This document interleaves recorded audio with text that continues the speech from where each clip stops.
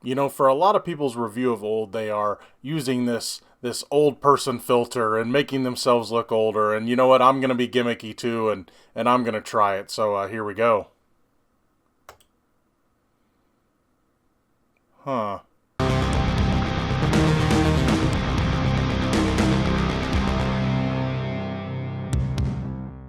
Hey everybody, what's going on? Today we're gonna return to an old quote unquote favorite. Today, of course, we're talking about M. Night Shyamalan's new movie, Old. I will warn you, there is going to be some spoilers near the end of this review. I do want to talk about the ending, the twist, as it were. But I have to say this, if you don't want anything spoiled, this one's going to be very divisive. And honestly, like a lot of his movies are, at least some of them. Some of them are not divisive at all and are generally, are generally panned. And then there's some that everyone loves. So for me, though, he's very hit and miss. After getting everyone's hopes up with Split being the continuation of Unbreakable, and then giving us the rancid Glass, even though Samuel Jackson was pretty awesome in that movie.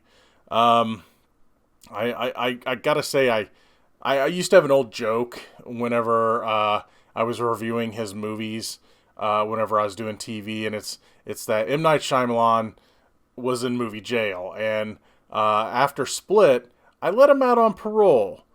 But after Glass, I put him back in jail, and after this one, I'm gonna say this. It had some decent ideas, and so I'm not gonna throw away the key just yet.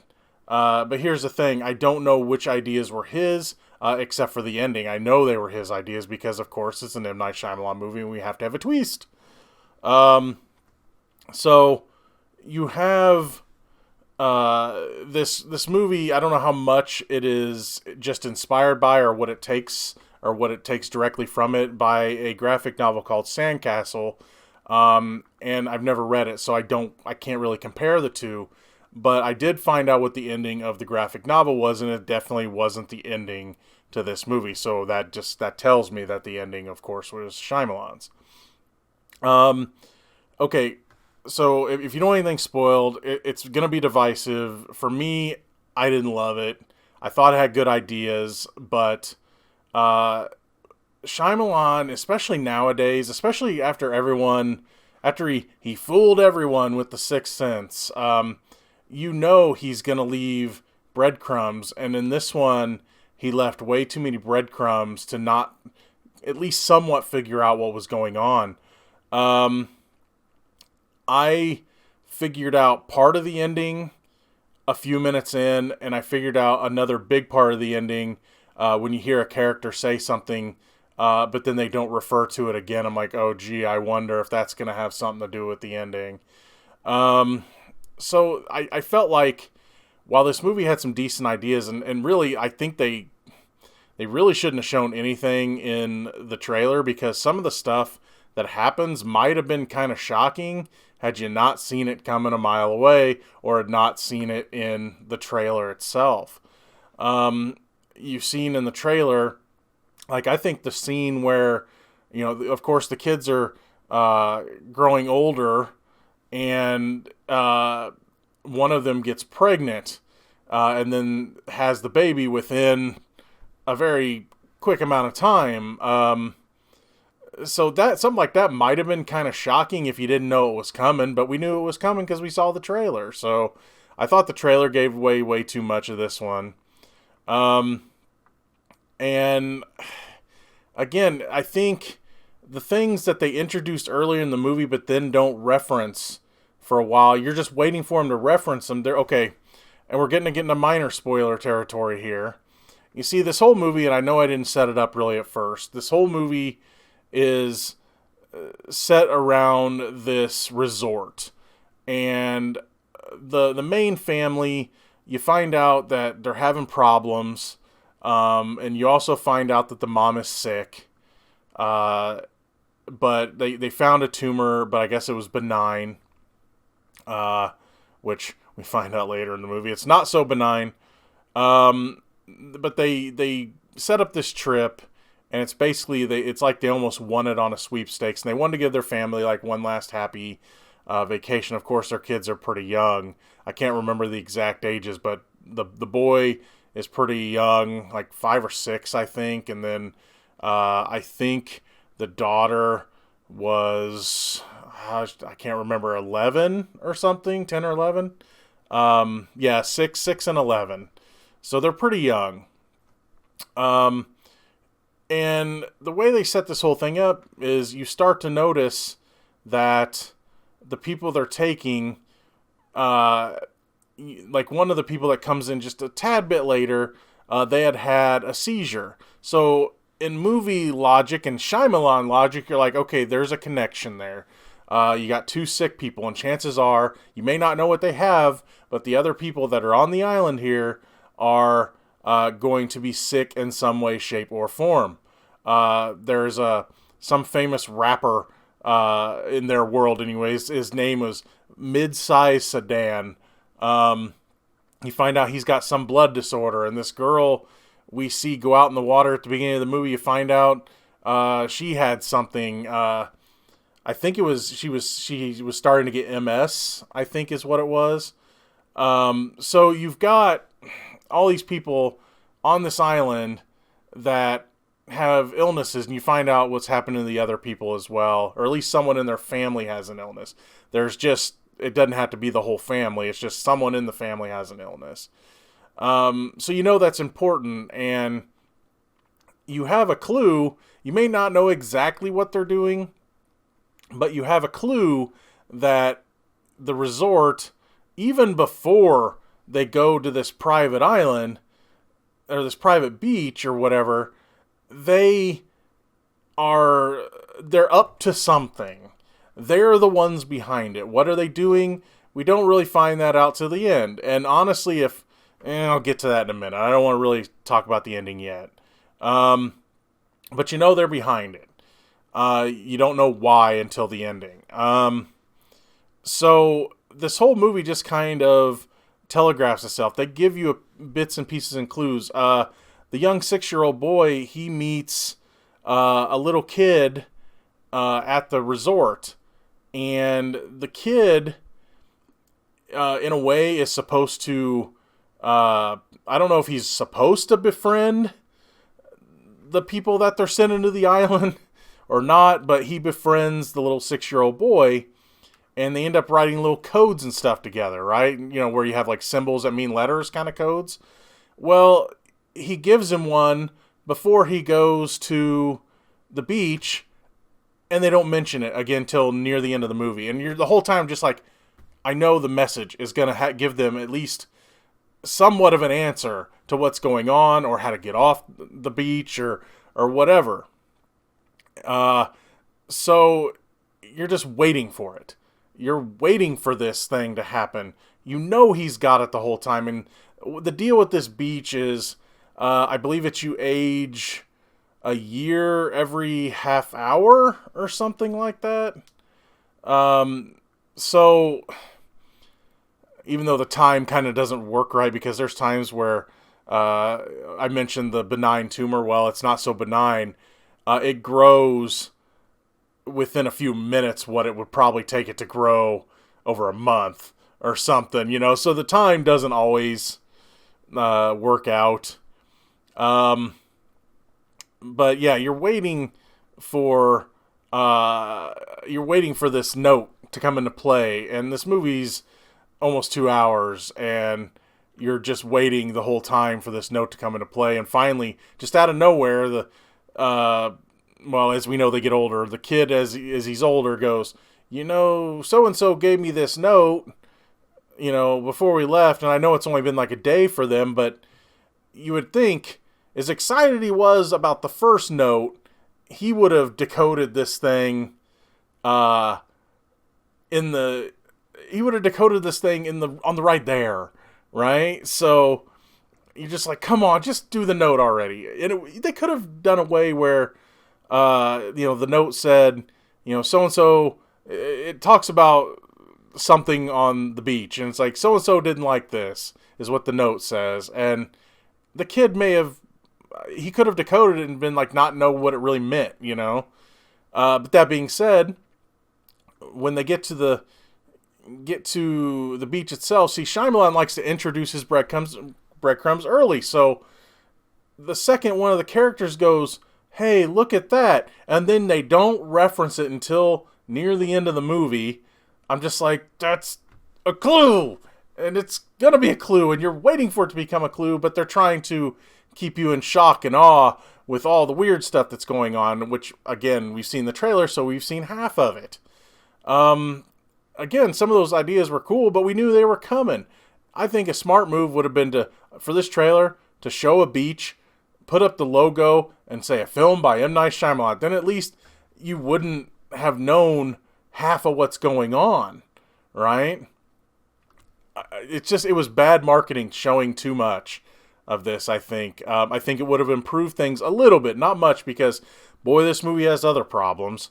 It would have helped not already knowing half this stuff that's going to happen, and you could have been shocked by everything that happened, because, again, there's some jarring stuff that happens, but we knew about half of it already. Another issue I had with this, I'm not going to say it's the acting per se, but it's the writing.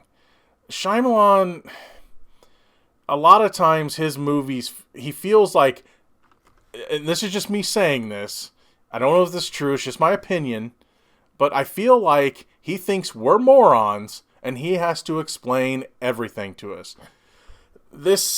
A lot of this movie, almost the entirety of this movie, felt like it was trying to explain everything to us. It's Exposition City. They should have called this Exposition Beach, because the whole time you have characters, first of all, they keep talking about, this is my job, and this is what, my name and my job. And of course, it worked with the little kid, because see, the little kid, the main little boy, I guess you could say he has photographic memory, or at least if he hears something, he remembers it, because he goes around asking everyone at the resort and everything, what is your name and what is your job? And of course, this comes into play later. Again, it's going to, when he starts talking, so, we know we've got a nurse on the beach, we've got some form of doctor, and this and that, right? So it's going to be important. And it's almost too obviously important.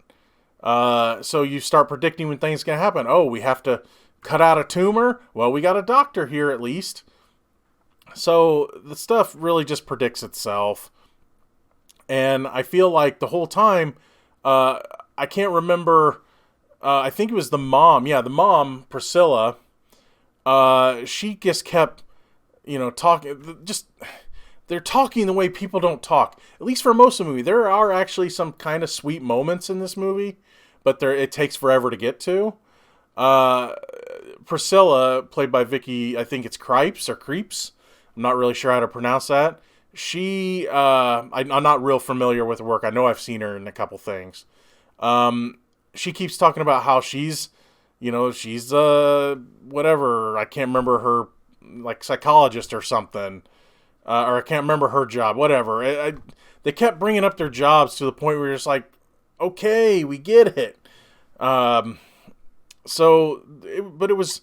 it wasn't the acting behind it. It was the writing. When the actors were actually given something good, like we have some real sweet moments between her and Gal Garcia Bernal's character, who plays her husband. Again, they're having problems at the beginning of the movie, and there's some sweet moments at the end whenever they're getting older and their minds are starting to go. In which, by the way, some of the stuff doesn't work because, I'm sorry, if you lose hearing in one ear, you could probably still hear they establish she can still hear in the other ear. But apparently if she's not looking at someone, like say this ear is deaf, she's not hearing anything over here. It's weird. But anyway, they do have some sweet moments. They do have some sweet family moments. But it takes forever to get there. And yeah, all the characters are explaining things to us all the time. I feel like it's, again, Exposition Beach, and it just gets annoying because, look, we're not that stupid. M. Night, we're not stupid. You don't have to explain every detail to us. I feel like he thinks we're morons, and he has to just, they won't get it. I'm such a great filmmaker and writer, they won't get it. I need to explain everything. But anyway, that's how I felt. I felt like he was insulting our intelligence by having to feel like he explains everything. Or feel like he has to explain everything. Now, there is some really good acting in this. The MVP of the movie would be Thomasin McKenzie. She was really good in Jojo Rabbit. She was Elsa. She was the daughter in Leave No Trace, which was one of the best movies, what I called the best movie in 2018. So she's really good. And I'm not saying the performances were really bad. I just thought they were given crap to give to us. They were doing the best they could with what they had, I guess is how you'd say it. So I thought the acting was fine, if not good, but just poor writing. Okay, we're going to be talking about the ending. So it's time for the twist. Okay, so yeah, we had the story which originally didn't have a twist. And M. Night tries to introduce... I don't know. It kind of asks the whole question, would you kill 10 people to save millions, right? That age-old question. Which, really, here's the thing. If he would have stuck to that, it would have worked. But he didn't. See, there's a twist on the twist. Yeah, he's not a one-twist pony anymore. He's a two-twist pony. And here's the problem. You seen it coming a mile away. Again, you might not have known the exactly what was going to happen at the end of the movie. You had an idea. Again, I said, the resort's behind it. They're up to something. What are they doing? Well, they reveal it. And you know what? If they would have ended it right there, it would have worked. But here's the thing. Again, it's not a one-twist movie. It's a two-twist movie. So, and again, I'm spoiling it here. So, you don't want it spoiled? Go now. There won't be anything else after this. There's no after credits scene in this review. Okay, so the first ending is we find out that this island has special magnetic properties that makes people age faster. It's like set up perfectly. And the whole thing, this whole resort is the gimmick of this pharmaceutical company. And here's the thing, they're not being a greedy pharmaceutical company. Because here's the morality of it. That would have actually worked. So you have this company that says they're studying people. They're bringing people in with sicknesses, and they're studying them, and they're able to, like one of the people that goes to the beach, before they went, they had a seizure. Well, they gave this woman an experimental drug, and when she went to the island, while she ended up having another seizure on the island, it took forever. It took like hours, right? Which, again, in their thing of time, half hours a year. So she went a ton of years without having another seizure. A pretty good drug, which apparently was from the last group that they brought to this beach. They were able to develop it. So, and they're not going to sell. They say they are not going to sell these drugs. They are going to give it to everyone and help everyone. So here we have a decent, morality dilemma here, right? I would have been okay with that as an ending. But here's the thing. I don't think a lot of people would. No. See, they probably, I don't know if they forced M. Night to give a happy ending to this, but there is a happy ending to this if you don't need these drugs anyway. Because here's the thing. When the last quote-unquote survivors make it off the beach, which, by the way, I'm sorry you can't hold your breath that long. I'll just say that. They make it off, and then because the young boy could remember everything he remembered, there was a cop at the resort. And, of course, he takes what he found on the island, which was this journal that was saying, here's everyone that was on this island, and of course they end up being missing people, and they shut down the pharmaceutical company, right?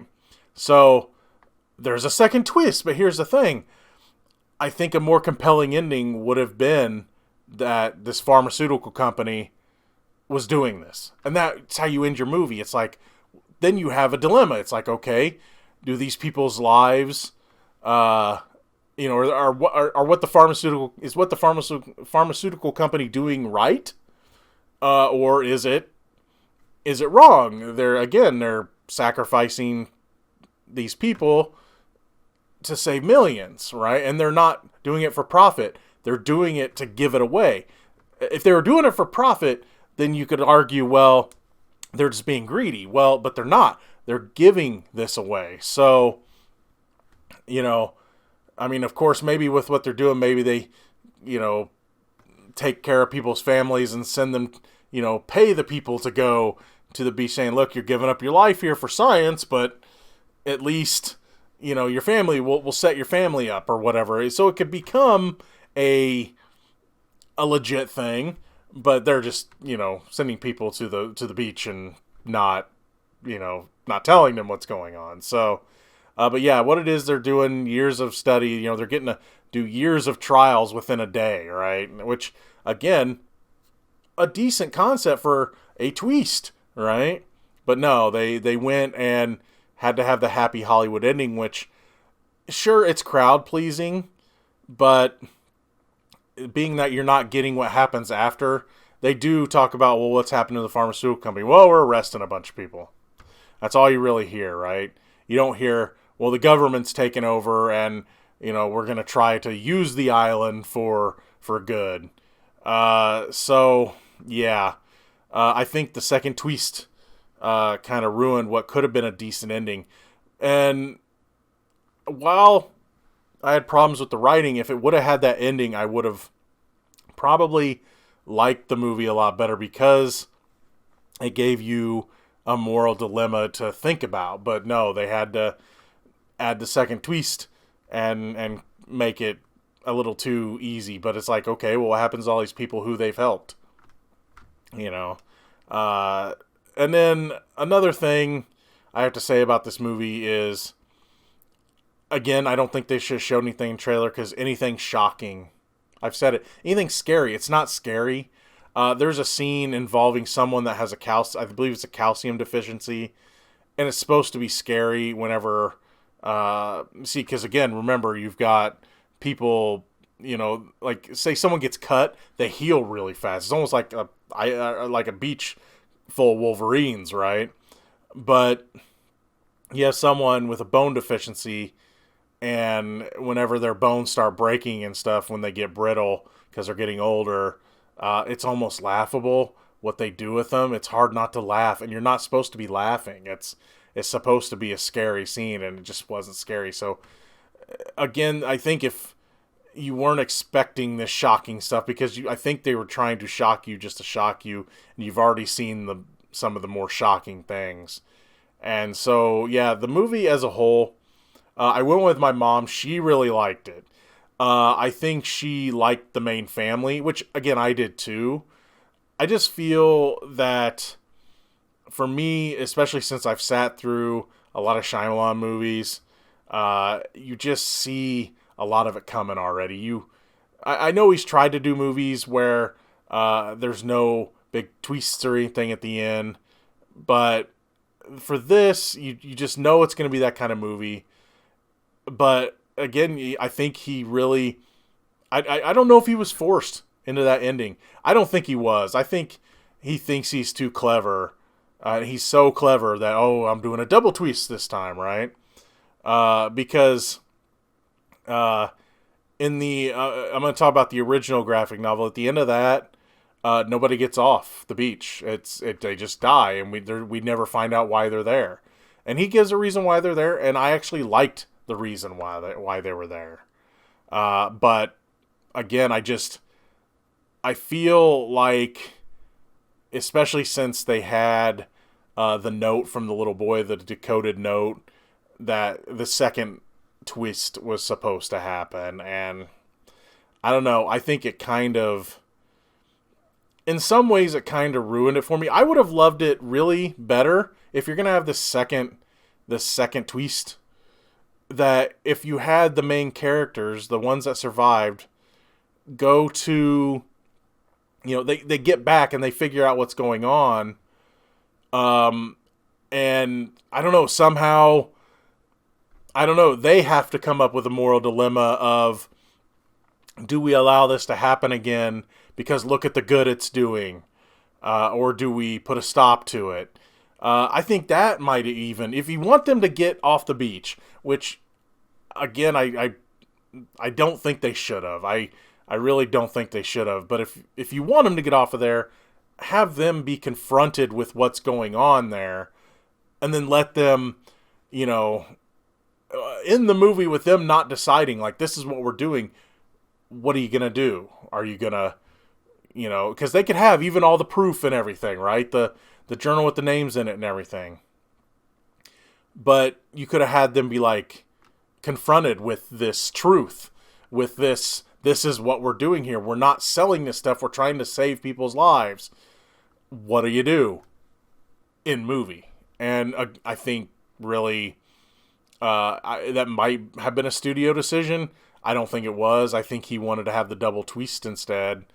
And the movie could have been improved. Less having to explain everything to us like we're babies. Not have shown us so many of the shocking things in the trailer, and stuck with a more compelling ending instead of trying to make everyone happy in the end. I just think a movie like this doesn't need a happy Hollywood ending. It should have had a dilemma type ending. But anyway, that's just my opinion. But anyway, that's all for my review of M. Night Shyamalan's Old. I hope you've enjoyed the old man filter I've had up the whole time. I know it's gimmicky, but hey, everyone's doing it. But anyway, that's all for this review. See you later.